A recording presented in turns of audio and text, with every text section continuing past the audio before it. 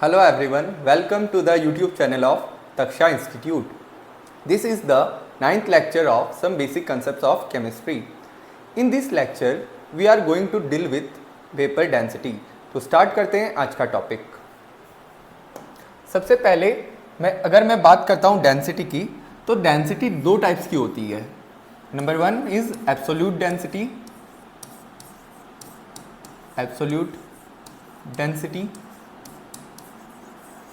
और relative density. मतलब मैं डेंसिटी को दो तरह से क्लासिफाई कर सकता हूँ. Number one absolute density and second number is relative density.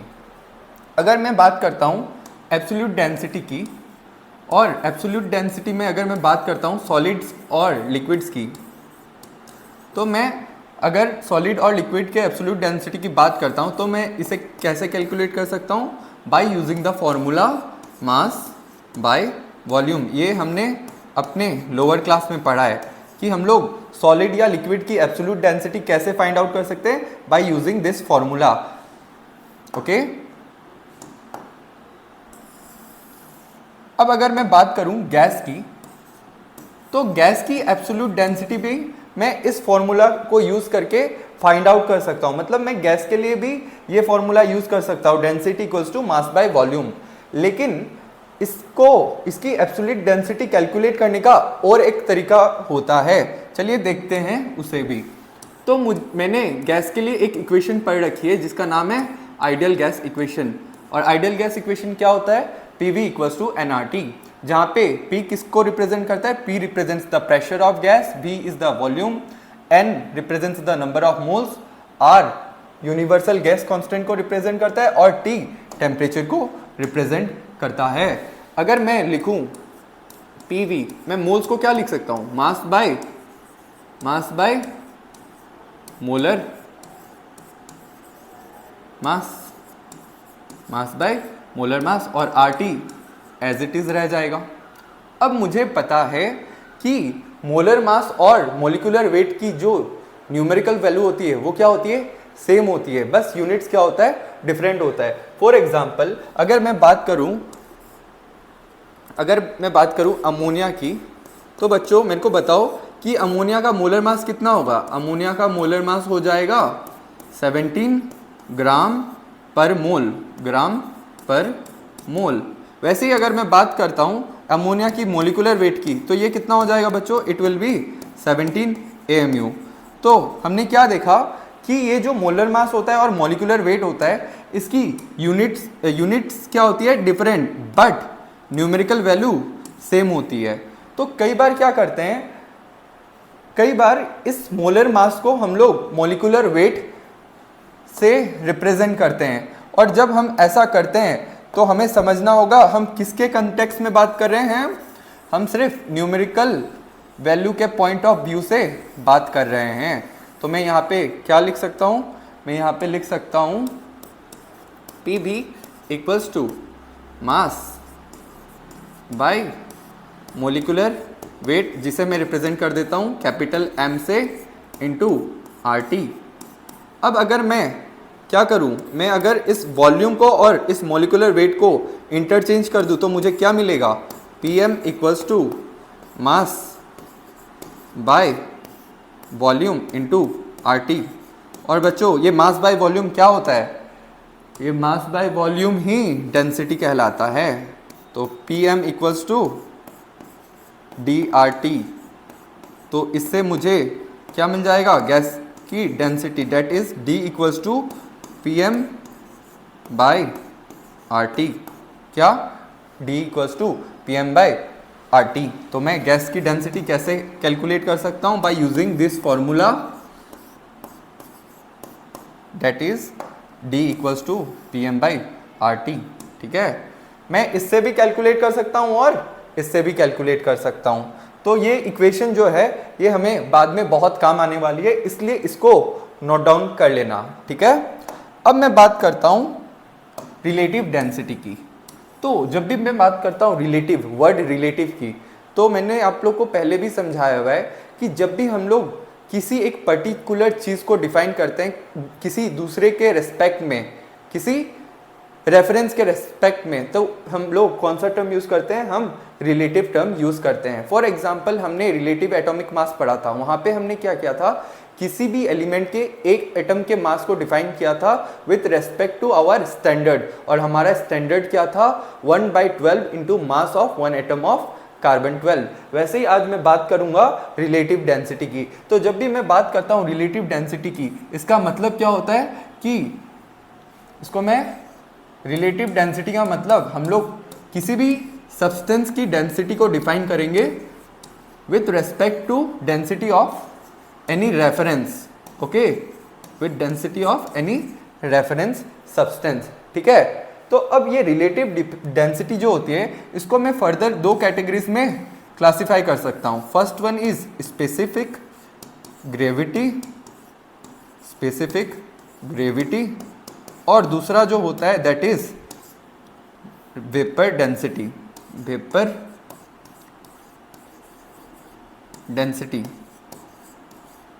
तो जब मैं बात करता हूं स्पेसिफिक ग्रेविटी की, किसकी, स्पेसिफिक ग्रेविटी की, तो इसमें क्या होता है, हम किसी भी सब्सटेंस की डेंसिटी डिफाइन करते हैं with respect to density of water at 4 degree Celsius. मतलब हम लोग ने किसी भी सब्सटेंस की डेंसिटी डिफाइन की है with respect to the density of water, और ये हम जो डेंसिटी ऑफ वाटर लेते हैं ये कौन से टेम्परेचर में लेते हैं, एट 4 डिग्री सेल्सियस। अच्छा, हमने डेंसिटी ऑफ वाटर पढ़ी है 1 ग्राम पर ml, वो डेंसिटी ये 4 डिग्री सेल्सियस में कैलकुलेट की गई डेंसिटी है। और जब भी हम लोग किसी भी सब्सटेंस की डेंसिटी डिफाइन करते हैं with respect to density of water at 4 degree Celsius, इसी को हम नाम देते हैं स्पेसिफिक ग्रेविटी। तो ये भी क्या है, एक तरह का रिलेटिव डेंसिटी है। Second one is vapour density. तो जब मैं बात करता हूँ वेपर डेंसिटी की, तो vapour density of A gas is the ratio of density of a gas and hydrogen gas at the same temperature and pressure. मतलब अगर मैं बात करता हूँ वेपर डेंसिटी की, ये और कुछ नहीं, it is the density of any gas with respect to the density of hydrogen gas. और एक खास बात है, ये दोनों हम जो मेजर करते हैं ये at same temperature and pressure conditions पे मेजर करते हैं। समझ में आया कि अगर मैं बात करता हूं वेपर डेंसिटी की, it is a type of relative density, okay. और इसमें हम क्या करते हैं, हम किसी भी गैस की डेंसिटी डिफाइन करते हैं with respect to the density of hydrogen gas provided temperature and pressure conditions should be same. Next, relation between vapour density and molecular weight. तो अभी मैंने एक गैस के लिए एक इक्वेशन पढ़ी थी, density equals to PV by RT, और मुझे पता है वेपर डेंसिटी क्या होता है, vapour density is density of any gas by density of hydrogen gas, क्या, at same temperature and pressure. ठीक, ये मैंने गैस के लिए पढ़ रखी है, इजंट इट। तो अब मेरे को बताओ कि अगर मैं किसी भी गैस की क्या लिखता हूं, डेंसिटी, तो क्या हो जाएगा, प्रेशर ऑफ गैस,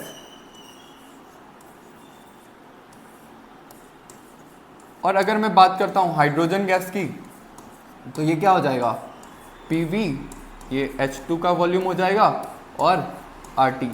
सर यहाँ पे आपने प्रेशर और टेम्परेचर सेम क्यों लिया है, तो मैंने कहा है कि जब भी मैं वेपर डेंसिटी डिफाइन करता हूं तो टेम्परेचर और प्रेशर क्या होगा, same.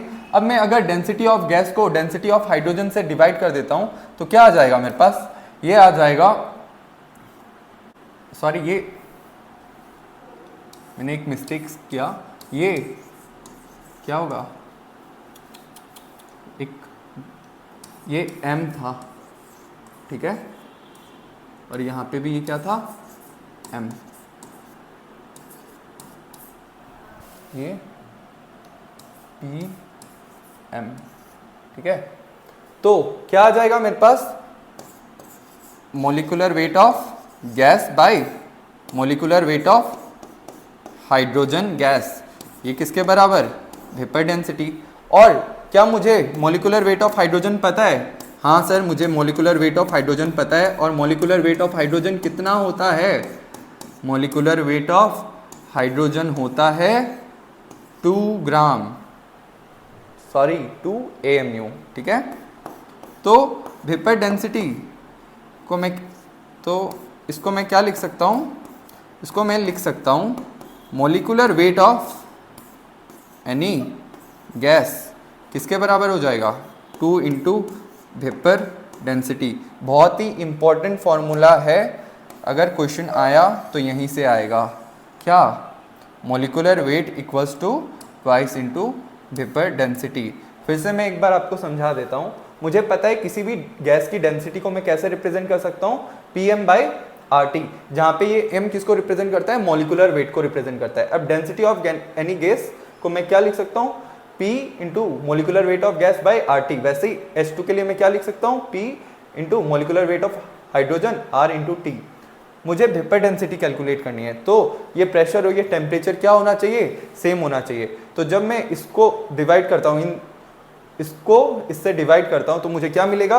Molecular weight of gas by molecular weight of hydrogen. तो vapour density equals to molecular weight of gas, और मुझे पता है कि मॉलिक्यूलर वेट ऑफ हाइड्रोजन कितना होता है? 2 होता है। तो मॉलिक्यूलर वेट ऑफ गैस कितना हो जाएगा? 2 इंटू वेपर डेंसिटी। नेक्स्ट, अब हम कुछ न्यूमेरिकल्स करेंगे, ठीक है। तो सबसे पहला न्यूमेरिकल क्या है? The formula of hypothetical gas is this and it's vapour density is 70। तो जब भी मुझे वेपर डेंसिटी दे दी जाए, जब भी मुझे वेपर डेंसिटी दे दी जाए, मैं इससे क्या कैलकुलेट कर सकता हूँ? Molecular weight of that substance, या फिर molecular weight of that gas. तो मॉलिक्यूलर वेट कितना हो जाएगा? Twice into vapour density. अब देखो, ये जो हाइपोथेटिकल गैस है, इसके मॉलिक्यूलर वेट को मैं कैसे लिख सकता हूँ? मुझे पता है N2 के एक मॉलिक्यूल का मास कितना? 28। तो 28 इंटू एक्स इक्वल्स टू कितना हो जाएगा? 2 इंटू 70। अगर मैं इसको सॉल्व करता हूँ, ये कितना आ जाएगा? x equals to 5। तो x की वैल्यू क्या आ जाएगी? 5। तो बहुत ही आसान सा सवाल था। नेक्स्ट मुझे कहता है calculate the volume of 11.2 gram of a gas at STP whose vapour density is 11.2। तो मुझे वेपर डेंसिटी दी गई है गैस की कितनी? 11.2। अब मुझे एक बात बताओ, अगर वेपर डेंसिटी दी गई है तो क्या मैं मॉलिक्यूलर वेट कैलकुलेट कर सकता हूँ? हाँ, तो मॉलिक्यूलर वेट कितना आ जाएगा? 2 इंटू वेपर डेंसिटी। तो क्या हो गया? 22.4। अब मुझे पता है कि किसी भी चीज़ का जो मॉलिक्यूलर वेट होता है वो कितना वॉल्यूम ऑक्यूपाई करता है? It occupies 22.4 litre. अब मेरे पास कितना ग्राम दिया हुआ है? 11.2। तो मैं कितना मान लूँगा? इसका x ऑक्यूपाई करता है, तो ये x कितना आ जाएगा बच्चों? ये x इक्वल्स टू, देखो ये 2 टाइम्स गया, और जब मैं कैलकुलेट करूँगा तो ये कितना आ जाएगा? 11.2 लीटर आ जाएगा। तो ये हो जाएगा आंसर। समझ में आया? मुझे पता है किसी भी गैस का मॉलिक्यूलर वेट जो होता है वो कितना वॉल्यूम ऑक्यूपाई करता है, उसका molar weight occupies 22.4 litre. Okay, तो ये मैंने ट्रिक लगा के इस आंसर को फिर से सॉल्व किया, ठीक है। और ये ट्रिक को सीखने के लिए आपको second practice session of mole concept को देखना पड़ेगा, ठीक है। Next, density of A gas is 0.1784 ग्राम पर litre at STP। Determine molecular weight of gas. मैंने आपको एक बात बताना भूल गया था, तो देख लो, ये जो डेंसिटी ऑफ हाइड्रोजन गैस होती है ये हमें थोड़ी सी ध्यान रखनी है। ये कितनी होती है? ये होती है 0.00089 ग्राम पर ml, ठीक है। ये थोड़ा सा ध्यान रखना है। और अगर मैं इसको ग्राम पर लीटर में लिखता हूँ तो ये इसकी वैल्यू हो जाएगी 0.089 ग्राम पर लीटर, ठीक है। अब हमारा जो क्वेश्चन है, देखो इसको ध्यान से देखो, मुझे एक गैस की डेंसिटी दी गई है और ये डेंसिटी कितनी है?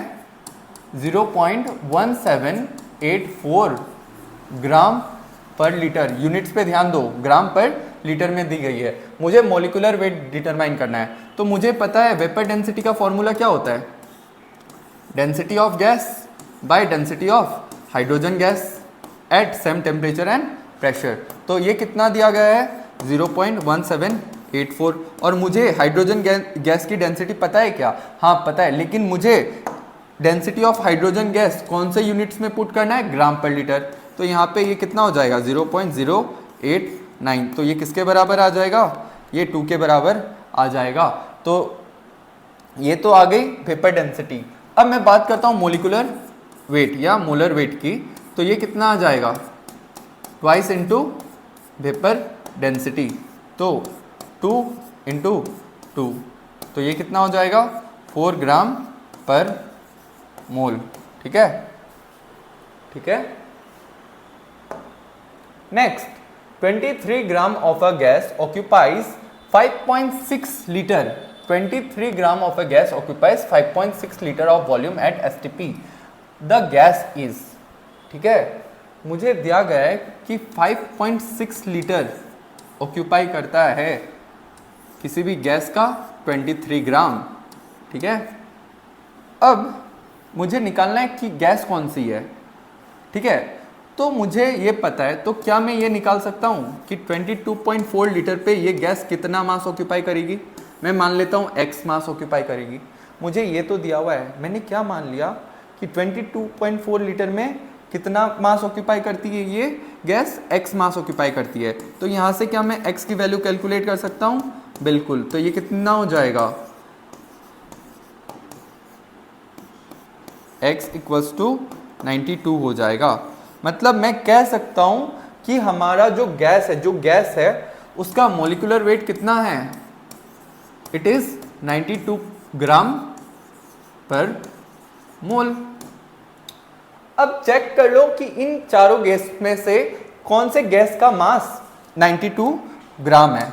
ठीक है, तो इसका क्या हो जाएगा, इसका देखो 14 प्लस 16 30, इसका क्या हो जाएगा 92, इसका 46 और इसका 17। तो मेरे को बताओ बच्चों कि करेक्ट आंसर कौन सा, correct answer will be B, क्योंकि इसका मास और इसका मास सेम है। ठीक है, नेक्स्ट, ये लास्ट क्वेश्चन है आज के क्लास का, तो ध्यान से देखना।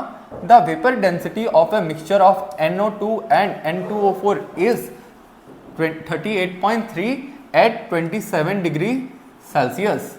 Calculate the number of moles of NO2 in 100 moles of the mixture at 300 kelvin. बहुत ही इंपॉर्टेंट क्वेश्चन है, तो ध्यान से देखना। मुझे क्या दिया हुआ है, मुझे वेपर डेंसिटी दिया हुआ है मिक्सचर का कितना 38.3।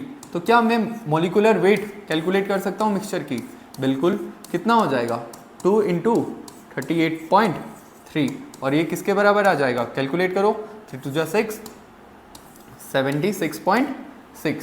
ये क्या आ गया, मोलिकुलर वेट। अब मुझे क्या गिवन है कि मुझे 100 मोल्स दिया है मिक्सचर का, कितना 100 मोल्स दिया हुआ है मिक्सचर का, और इसमें मुझे NO2 के मोल्स कैलकुलेट करने हैं। तो मैं क्या मान लूँगा कि इसमें let moles of NO2 be x। अगर मैं NO2 के मोल्स x कंसिडर कर देता हूँ तो N2O4 के मोल्स कितने हो जाएंगे 100 माइनस x। यहाँ तक समझ में आया कि मेरे को वेपर डेंसिटी दी हुई थी तो मैंने मोलिकुलर वेट निकाल लिया। अब मुझे दिया गया है 100 मोल्स ऑफ मिक्सचर, तो मैंने moles of NO2 x consider कर लिया, तो N2O4 के मोल्स कितने हो जाएंगे 100 माइनस x। अब देखो, mass of NO2 plus mass of N2O4 किसके बराबर हो जाएगा, मास ऑफ मिक्सचर। समझ में आया कि इन दोनों का मास इक्वल्स टू हो जाएगा मास ऑफ मिक्सचर। अब मैंने एक फॉर्मूला पढ़ के रखा है, क्या, mass equals to moles into molecular weight, पढ़ा हुआ है। हाँ सर, हमने ये पढ़ा है। तो मैं यहाँ पे क्या लिख सकता हूँ, मोल्स इनटू मोलिकुलर वेट किसका, NO2 plus moles into molecular wait किसका, N2O4, और ये किसके बराबर हो जाएगा, moles into molecular weight of mixture. अब देखो कि NO2 के मोल्स कितने मैंने कंसीडर कर लिए, X। अच्छा, मोलिकुलर वेट NO2 का कितना हो जाएगा, 46 प्लस इसके मोल्स कितने मान लिए मैंने, N2O4 के 100 माइनस X। अच्छा, N2O4 का मोलिकुलर वेट अभी हमने देखा था कितना हो जाएगा, 92 इक्वल्स टू मिक्सचर के कितने मोल्स दिए गए हैं, 100 मोल्स दिए गए हैं, ठीक है। और मिक्सचर का मोलिकुलर वेट कितना आया, 76.6। तो इसको जब मैं कैलकुलेट करता हूं तो मेरे को x की वैल्यू मिल जाएगी 33.5, और x क्या था, मोल्स ऑफ NO2। तो मोल्स ऑफ NO2 कितना आ जाएगा, 33.5, ठीक है। तो ये था हमारा आंसर, ठीक है। Thank you. With this, I end up today's class.